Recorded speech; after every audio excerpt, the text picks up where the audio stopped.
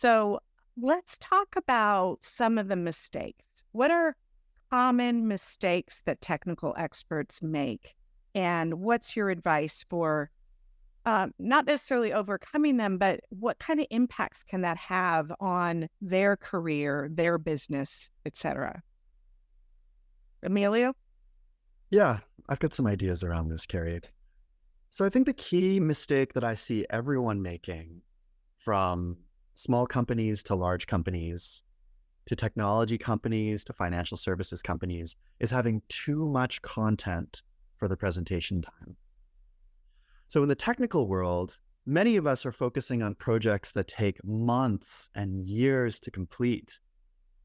So to the presenter who needs to share the results of a machine learning experiment, or, for instance, progress toward a roadmap for an implementation of a technology, there are a lot of things that somebody has and can communicate. However, I think something that has helped me structure the way of presenting and choosing the appropriate scope for a presentation is to use something that I learned in PowerSpeaking, which is this 30-10 rule. So the idea is, if you have 30 minutes of time to communicate and discuss a technical topic, only 10 minutes should be reserved to the content itself. Well, what about the remaining 20 minutes?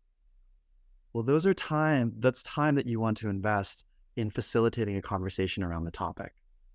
When we're communicating progress, we're not doing it to give somebody an update on its own, right? We're generally doing it to drive action, to make a request, to maybe make an estimate for when the project will be completed, to get feedback on how to complete the project quicker.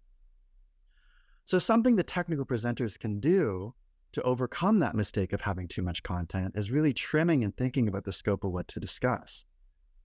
Now, again, one of the hard things to do about that, especially in my world where I'm working with issues around telephony and database, sometimes Internet of Things, very complex topics, is to really cut down the topic material to something that, first of all, the audience can give an opinion on or give feedback on.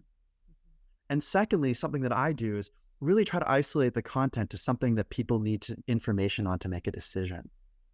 So for example, if you're talking about a big contact center migration, you might have a question about whether the AI project is going to be first phase or second phase. Well, if that's really the core of what you need to get out of a discussion, that's the thing that you should bring up at the very beginning rather than progress that you've made toward a certain end. So again, one of the key technical mistakes that people make is having too much content.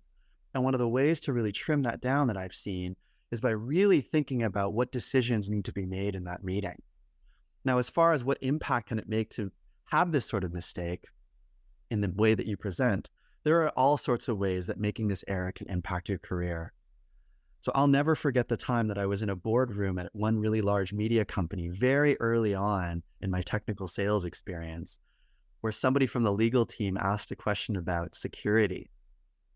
And so there I am answering everything that I know to do with the security around this particular technology. And in the back of the room, an account executive is going like this to me. And the reason he's saying that is not because what I was saying wasn't true or that we wanted to deceive the customer in any way, but it just wasn't the right time to be bringing up an entirely new topic of discussion when we had very limited amount of time left. There are all sorts of ways to manage that sort of objection. But again, this all comes back to the key theme of technical people really needing to scope and refine their talk track to only talk about the things that require a decision in that moment. So that's really my opinion and my story for how choosing an appropriate scope has impacted my career and my clients. Oh, wow. Thank you for sharing that. That is an excellent, excellent advice, and also a story of how it can easily go wrong if you don't not only prepare the key information you need to provide to reach that decision like you have, which can always thinking with the end in mind. What is the goal that I'm trying to achieve? What is the decision I'm trying to facilitate here? And what information is essential to achieving that goal? And that helps to separate the must-haves from the nice-to-haves. But also, to your point, Emilio, really thinking through what might happen in the moment. What questions and objections might you get? And how are you going to effectively respond to those ways that's suitable for the amount of time you have. And again, back to the goal or decision. Just briefly, knowing what you know now, how would you have responded differently? Uh, Thanks for this question. I would have tried to figure out the question behind the question. So in my head, before I said anything, I would be wondering, is this person asking this question because they're nervous that we may not meet the requirements? Or are they asking this question because they're ready to buy? And I think in this particular case, what I would probably do to this person is I would say, I understand you have some questions around security. Is that because you're considering us the final round of consideration? I might ask that first. That's one way to do it. Mm. Another thing that I might say is, are you concerned that we might not meet the requirements to push this across the line? And another thing that I might say is, are you concerned that this wasn't a part of the agenda? If that's so, is this something that we can shelve for a future time? So there are all sorts of ways that I would want to read the room about managing that objection. But something in the first two responses that you saw that I'm trying to do is probably allude to the fact that this person is excited enough to bring us to the final frontier. Mm-hmm. Mm-hmm. And if they're not, that's great, because then they're able to give me information on what we need to address before we bring things further. Because in our world as technical people, we're used to requirements gathering from users, but we're not so much used to gathering information as requirements to, say, push a business decision across the line. So it's actually, I see that as a gift when somebody gives me an objection in that sort of way, because it's an opportunity for us to get more information to be more helpful to make that technical decision for the customer. That was such a great way to position it, is viewing it as a gift to get even more information. And John, I know you can relate to this, given the workshops that you teach, which covers the skill that Emilio is talking about, which takes some practice in getting to the question behind the question. And it also takes courage. And often what we hear from participants in our workshop is, well, what if I get it wrong? Like Emilio, you said, are you asking because we're in the final consideration for the buy, or whatever your words were? Not a problem if you get it wrong. If you get it wrong, they're going to clarify for you and tell you what's really going on in their mind, which will enable you to provide a response that will hopefully mitigate some of that concern. So very excellent. Was there anything, John or Sarah, you wanted to add? No, I think I really like the idea of 30 minutes versus 10. I think another place where we really get it wrong as technologists is assuming that we're all operating from the same vocabulary and the same understanding. Mm-hmm.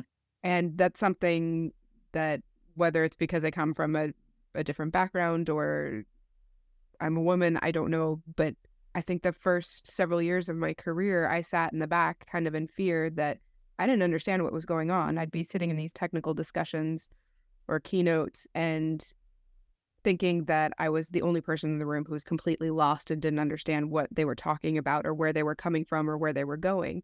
And it took me quite a while to understand that, well, no, there's just no baseline in place. And whoever was speaking or the conversation was operating from this point of view that everybody had the same background, everybody had the same understanding. And even something as simple as an application. Well, if you go to an infrastructure team and you say, hey, what's your application? They're going to be talking about the containerization underneath it. They're going to be talking about what actually runs the business logic. Whereas if you go to an application developer and you say, hey, where's your application?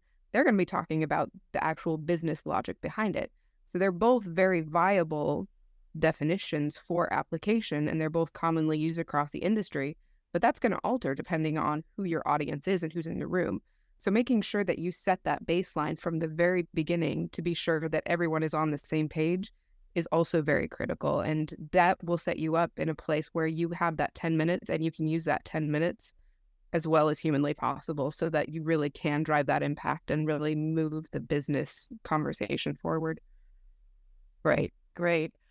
So Sarah, can you talk more about, because doing that effectively, starting with that baseline that's going to resonate with everybody in your audience, suggests you have an understanding of who is in your audience and their frame of reference. So Mm. can you talk a little bit more, any advice you have for how to effectively do that audience analysis? Yeah, it depends on the context. For me, if I'm walking into a meeting where I have a bunch of stakeholders, I do research on my stakeholders. I know who is sitting at my table. I know how long they've been in the industry, what is their background, where are they coming from. Sometimes even more personal conversations, because that's going to help me drive a conversation and understand how that flow of conversation may go. And that also will help me understand where is that baseline and where is that baseline sitting, and do we actually speak the same language? If we don't speak the same language, I need to spend that initial part of that meeting or that session really just making sure that we're all on the same page and that we all understand things from the same point of view. Whether or not we agree on that, that's a different story, but understanding where that's coming from. If I'm at a larger conference, it's going to be driven around who are the other speakers at the conference, who else will be presenting also in front of me and behind me. Um, yeah, what else?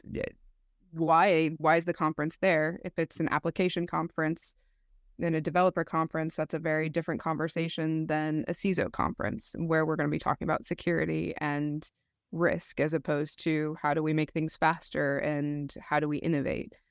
So all of those things, I think the research is critical, and it's probably something we don't do enough of, yeah, well, on the vendor side for sure. But I think even internally, whether you're within a financial services institution, just knowing who you're talking to is really going to help you facilitate those conversations. Absolutely. Absolutely. What would you add, Emilio? Yeah, I'll give a couple a different perspective. I try to identify where people are hungry to change in their own careers. So I work with enterprise customers. That typically means I work with really large groups of people. And I'm always looking at people's LinkedIns and also trying to make rapport to understand who sees themselves as a change maker, who's bored in their job, who can I help get promoted. And when you figure out that level of individual drive, that's where you can align with these people and help them be absolutely gravitational to sort of an idea getting adopted. So I'll give an example. I'm working with a customer right now, an extremely large customer, Fortune 5 company, and there's a new executive vice president there. This person has had a career that is absolutely soared. And this person comes in and they want their reputation, I'm imagining, to be somebody that changes the pathway of this company. Well, that's a person I want to align to. That's the person I want to share all of my excitement with. And what I really think about in doing customer research is it's not so much a function of what is their position and what does that position care about. That's a pretty vanilla way, in my approach of doing customer research.